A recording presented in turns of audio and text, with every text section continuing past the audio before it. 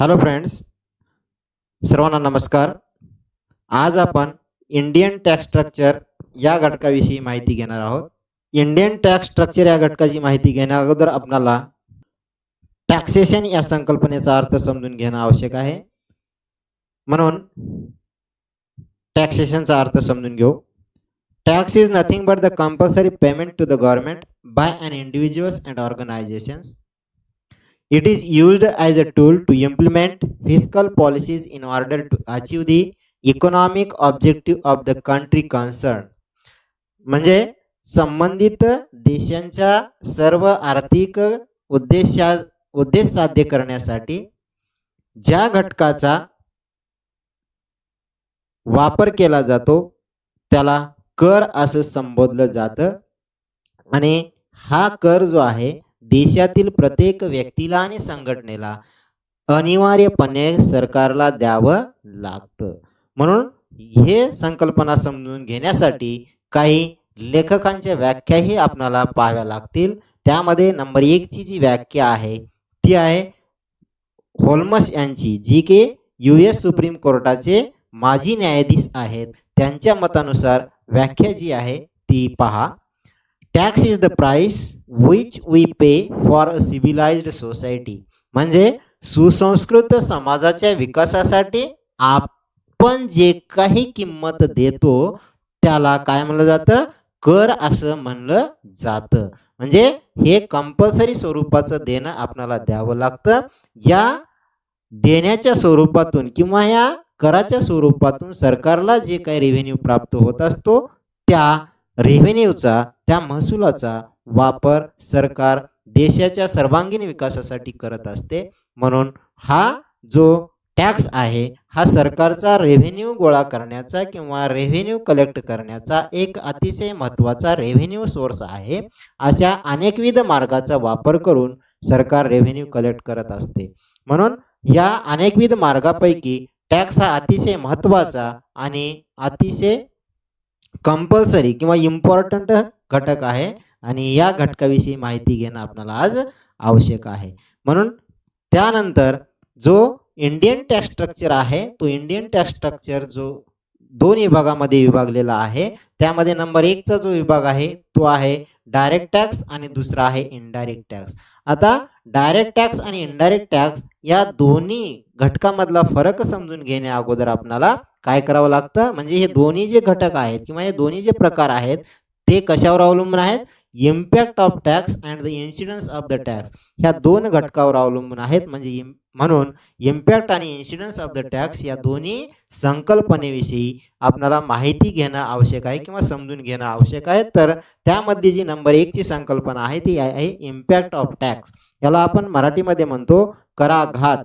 आणि या कराघाताचा अर्थ समजून घेण्यासाठी त्याची व्याख्या पाहणं आवश्यक आहे. ती व्याख्या असं सांगते की impact of the tax is different from the incidence of tax. म्हणजे हा जो इम्पॅक्ट आहे हा जो कराघात जो आहे तो इन्सिडन्स ऑफ टॅक्स या संकल्पनेपासून पूर्णतः वेगळा आहे. म्हणजे दोघांमध्ये जमीन आसमानचा फरक आहे. दोन्ही वेगवेगळ्या संकल्पना आहेत.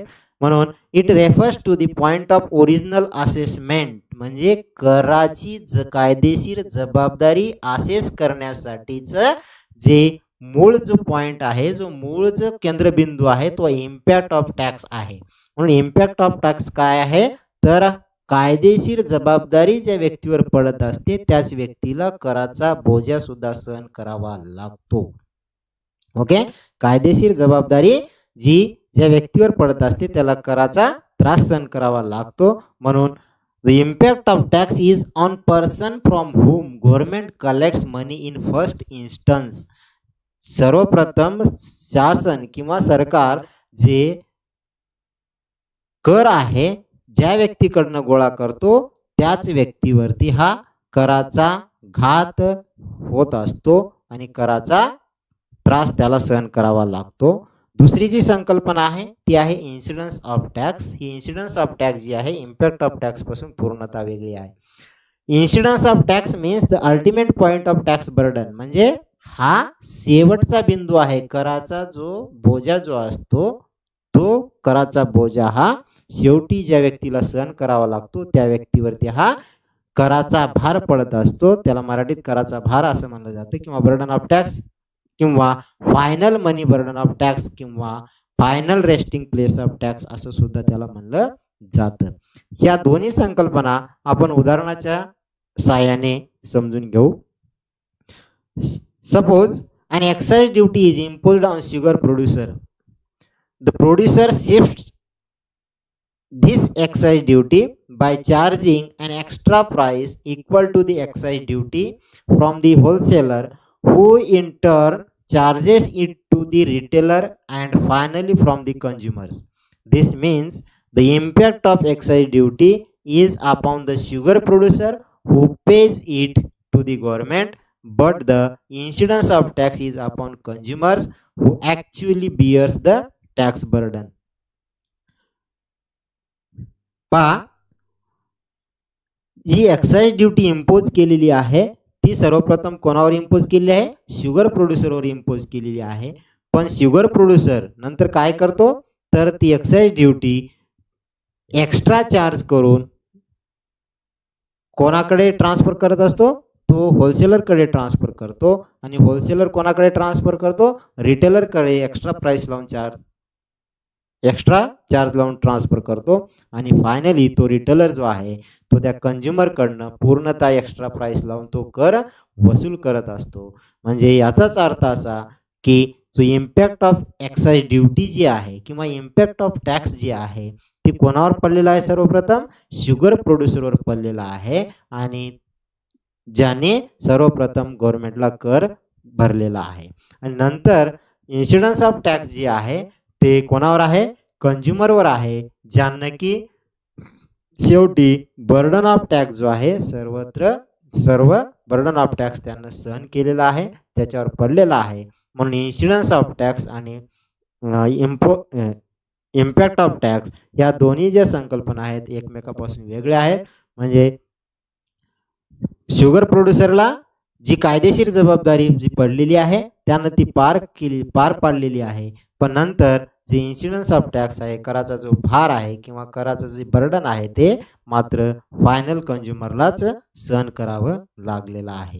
म्हणून ह्या दोन्ही संकल्पना ह्या समजून घेतल्याच्या नंतर डायरेक्ट टॅक्स आणि इनडायरेक्ट टॅक्स मधला जो फरक आहे तो आपल्या लक्षात येईल.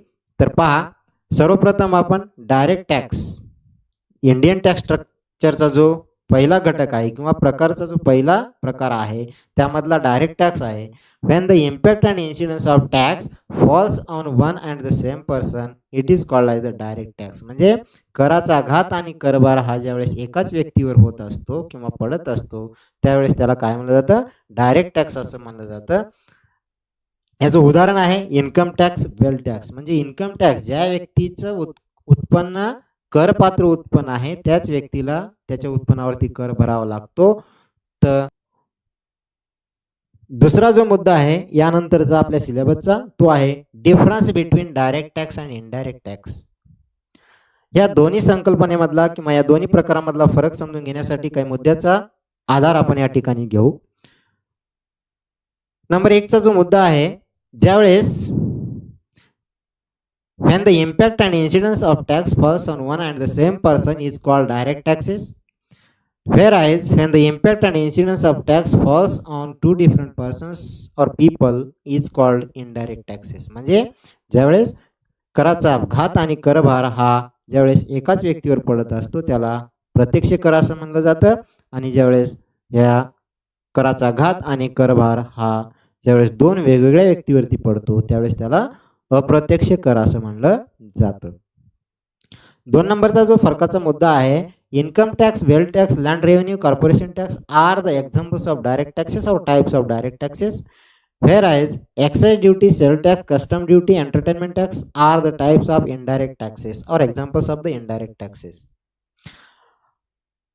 Third point is that CBDT, that means Central Board of Direct Taxes, is an administrative body of the direct taxes, whereas CBIT and CD, Central Board of Indirect Tax and Customs Duty, is an administrative body of the indirect taxes.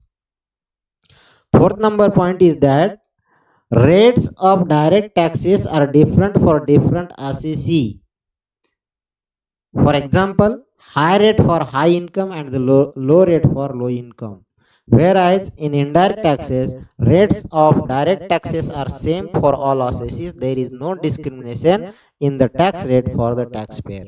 म्हणजे indirect tax मध्ये सर्व assessee साठी किंवा सर्व करदात्यासाठी कराचे दर हे सर्वत्र सारखेच असतात. सर्व वस्तूच्या बाबतीत कराचे दर हे सारखे असतात. पण डायरेक्ट टॅक्स मध्ये वेगवेगळ्या करदात्यासाठी वेगवेगळे कराचे दर असतात. म्हणजे ज्या करदात्याचं इन्कम हे जास्त आहे त्या करदात्याला जास्तीच्या दराने कर भरावा लागतो. ज्या करदात्याचा इन्कम हे कमी आहे त्या करदात्याला कमी दराने कर भरावा लागतो. पुढचा जो मुद्दा आहे 5 नंबरचा, burden of tax can not transfer from one person to another person. Direct tax मध्ये जो बर्डन ऑफ टॅक्स जो आहे म्हणजे इन्सिडन्स ऑफ टॅक्स जो आहे त्याला आपण कराचा भार म्हणतो, तो एका व्यक्तीकडनं दुसऱ्या व्यक्तीकडे कधीच ट्रान्सफर होऊ शकत नाही. म्हणून ह्या दोघांमधला फरक समजून घेण्या अगोदर आपण इम्पॅक्ट आणि इन्सिडन्स ऑफ टॅक्स या दोन संकल्पनेमधला फरक समजून घेतलेला आहे. डायरेक्ट टॅक्स मध्ये कराचा जो बर्डन आहे किंवा कराचा जो भार आहे तो एका व्यक्तीकडे दुसऱ्या व्यक्तीकडे ट्रान्सफर होऊ शकत नाही. पण इनडायरेक्ट टॅक्स मध्ये सहजरित्या एका व्यक्तीकडनं दुसऱ्या व्यक्तीकडे काय होत असतो, कराचा भार हा ट्रान्सफर होऊ शकतो किंवा पास होऊ शकतो. म्हणजे तो ऑटोमॅटिकली त्याच इनडायरेक्ट टॅक्स मध्ये कराचा भार हा फायनल कंझ्युमरला सहन करावा लागतो. 6 नंबरचा पॉइंट जो आहे तो आहे प्रिव्हियस इयर आणि असेसमेंट इयर या दोन्ही संकल्पना ह्या डायरेक्ट टॅक्स मध्ये असतात पण इनडायरेक्ट टॅक्स मध्ये या दोन्ही संकल्पना नसतात. 7 नंबरचा जो फरकाचा मुद्दा आहे, direct tax is a progressive in nature whereas indirect tax is a regressive in nature. 8 नंबरचा जो पॉइंट आहे फरकाचा तो आहे total revenue collects from the direct taxes is the revenue of central government whereas the total revenue collects from the indirect taxes is the revenue of central and state government. Direct tax पासून जो revenue सरकारला प्राप्त होत असतो तो सर्वच्या सर्व revenue हा सेंट्रल गव्हर्नमेंटचा असतो. पण इनडायरेक्ट टॅक्स मध्ये जो रेव्हेन्यू सरकारला प्राप्त होत असतो त्या रेव्हेन्यू मध्ये सेंट्रल आणि स्टेट गव्हर्नमेंट या दोन्ही सरकारांचा हिस्सा असतो.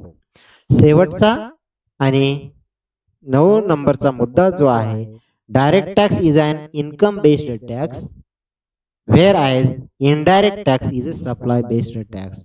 म्हणजे जो डायरेक्ट टॅक्स आहे तो इन्कम आधारित कर आहे. इन्कम नसेल तर कर आकारला जाऊ शकत नाही.